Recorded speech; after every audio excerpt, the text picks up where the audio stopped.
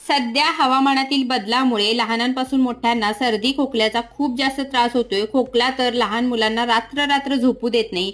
तर अशा वेळी घरच्या घरी आणि खूप जास्त इफेक्टिव्ह असा एक उपाय सांगते. आल्याचा तुकडा किसून घ्यायचा आणि त्याचा एक चमचाभर रस काढायचा.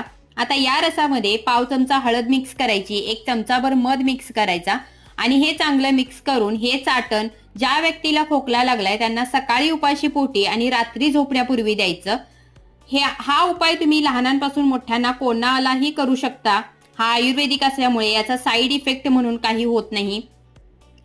तर ज्या व्यक्तीला खोकला लागलाय त्यांना एक चमचाभर सकाळ संध्याकाळ 2-3 दिवस हे चाटण द्यायचं. मात्र हे चाटण घेतल्यानंतर 15-20 मिनिटं पाणी अजिबात प्यायचं नाही. खोकल्यामध्ये खूप जास्त प्रभावी उपाय आहे हा.